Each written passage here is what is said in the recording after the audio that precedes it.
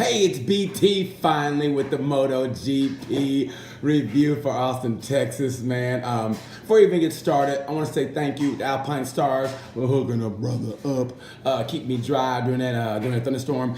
Thank you to all the people who watch this. I never take anything for granted, but I just think no one watches it, and I got so much love. So thank you everybody who came up to me. Thank you everybody who shook my hand. Thank you everybody I took a picture with. I appreciate that. What a great time it is in Coda. Finally got my voice back. I didn't get my voice back till last night, maybe. So I apologize for this. If anybody who went to Coda knows it's a good party. It's a great party. It's like a family reunion with people you actually like the entire family. You know what I mean? That's what it's like, man. Nothing but a party, great people. Anyway, let's get down to it. The actual race, and I'm gonna say something.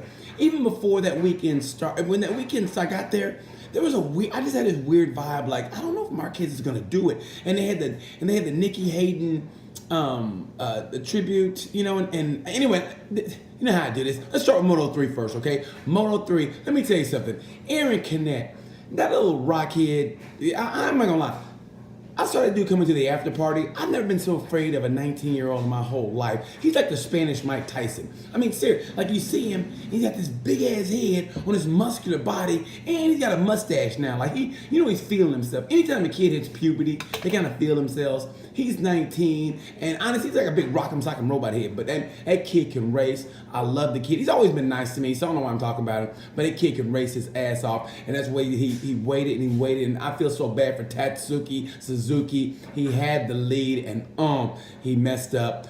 Great race by Jamie Masia. That dude came back from 19th place to get a podium. That was an incredible ride. And also, heed my words, Celestino Vietti in Moto 3.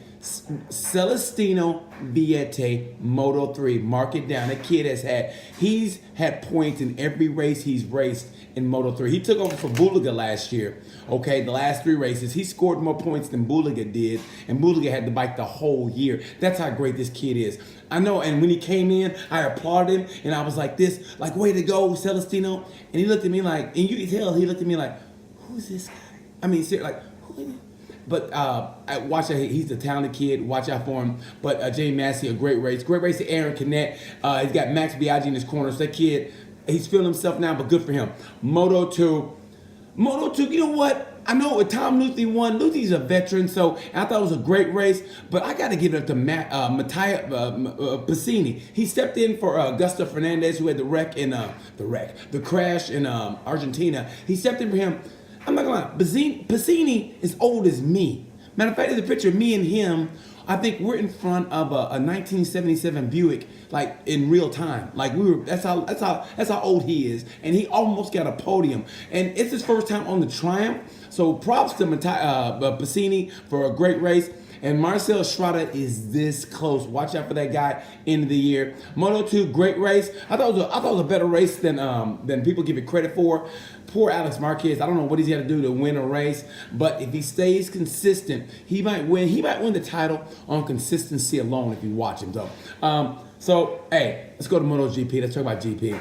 First of all, like I said, there was something ominous about having that Nikki Hayden's bike on the grid before the race started. I don't know about you guys, but it's kind of like in Poltergeist, where like, you know, like they find out that houses were built on the burial ground. It's like, okay, it should be good. You know, and you're like, uh-oh. And I just had this ominous feeling. It was weird, man. I just felt it the whole time. And the thunderstorm came, and they didn't get a chance to practice as much as possible. So let's just get to it. First of all, I thought it was a great race. Who saw Marquez doing that? Honestly, I know I didn't. In my heart, so you know that's like it's like watching Mike Tyson that night Buster Douglas knocked him out. That's what that was like. I had that gut, like I was watching the race and I heard the crowd go, and I go, and I just knew it. And they showed on the big screen what happened. And in typical Marquez fashion, when he does everything in dramatics. He didn't just fall. The bike swung around. He got on it. He fell again. And then he tried to jump start it. And then he fell the long way. And he just laid there for a brief second. You could hear him just go, fuck. And he laid there and he got up and walked away. That was true Marquez fashion. just dramatic. I felt for the guy, but now the championship is blown wide open. How about Valentino Rossi? Oh my God, this guy, the oldest guy to win a back-to-back podium since 1966. Oh my God, Rossi's in the championship. Props to Alex Rins. Alex Rins now, in the beginning of the year in my preseason preview, and I was like, Alex Rins is gonna be contender for the championship. I'm gonna be honest. I just said that shit to make it sound good. I mean, don't get me wrong. I thought Rins was gonna be consistent, get a podium, but I was like, okay, Rins. But that's Suzuki. Suzuki has the greatest corner exit of any bike, and now Rins. Now he knows what it takes to win a race. You know what that's like? It's like he grew up. That's like he hit puberty after that race. Aaron Canet's already in puberty and he passed it. Alex Rins just grew up and he's a man now. He's got hair on his chest now. He's feeling himself. Like he went into the race like 1977 Peter Brady, like, hey Alex. And he's like, hey, how are you? Change. And then he finished the race 1979 Warren Beatty, like, what's up, Alex? Hey, what's up, girl? Why don't you come holler at me? Yeah, you like my fro? You like my Spanish fro? Yeah, all right. Holler at you, girl.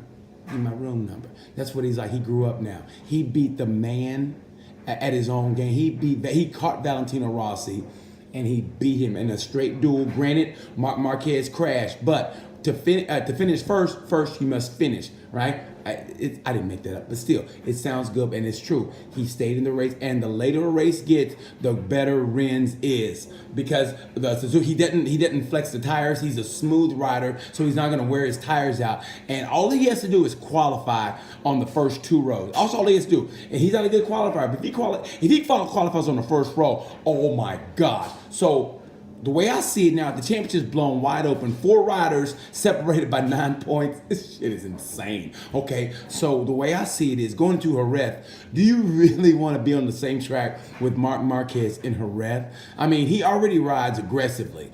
Can you imagine him now? Now he's sitting in what, 4th, right?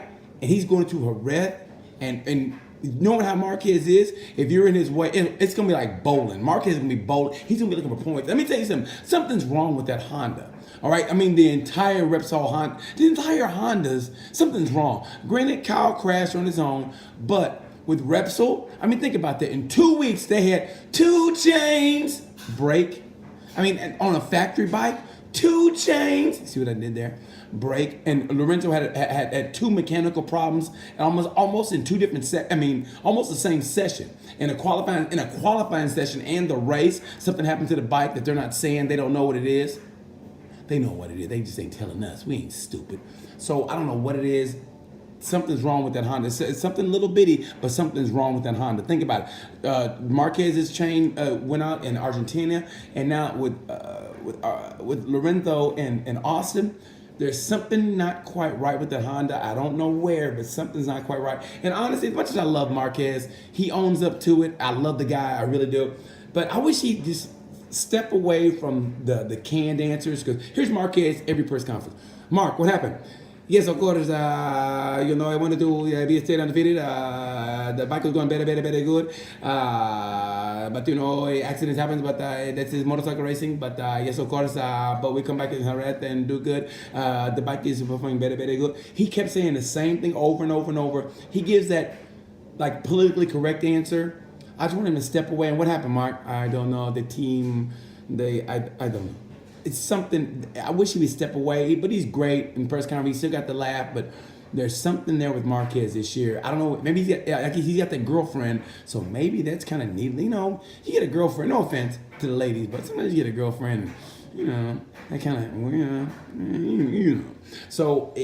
I don't know, man. But this championship right now is the best it's going to be, because going to Jerez with all those riders, Marquez is going to be desperate. If the rest of those guys can put pressure on Marquez, then we'll see. Now, Marquez has always risen to the challenge when it comes to pressure, but if Jack Miller maintains his consistency, right?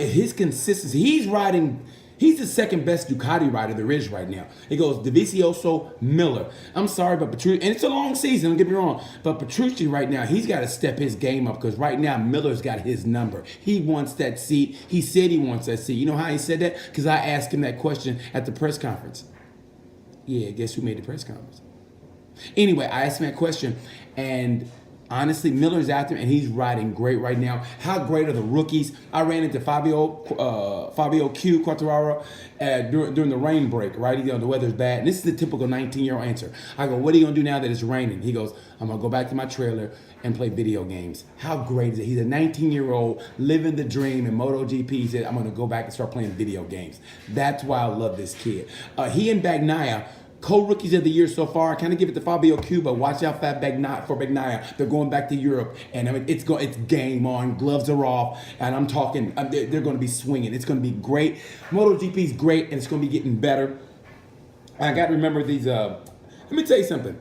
I know I'm skipping around, but I'm just so excited to give this review. I know I'm skipping around, but granted, he did have a jump start. If you go to my Instagram page, it's Funnyman6869. It's Funnyman6869. It's Funnyman6869. You'll see that Maverick Vinales, he did jump the start. The bike was moving, but the fact that he finished 11th and he did a penalty loop. I don't know why he did it. He did a penalty loop and he still finished 11th. That is one hell of a ride by Maverick.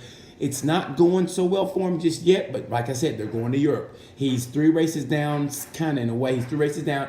He's gotten points, though. He's gotten points, except for Argentina, which wasn't his fault. But now they're going back to Europe. Now we'll see what Maverick's going to do, and I think he's going to do well.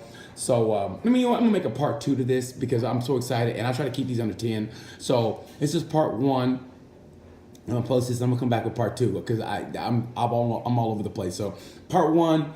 I'll come back with some more GP and when I think what's gonna happen the rest of the year. So okay, hope you enjoyed part 1. Come back part 2. Hope you enjoyed this. You know the word.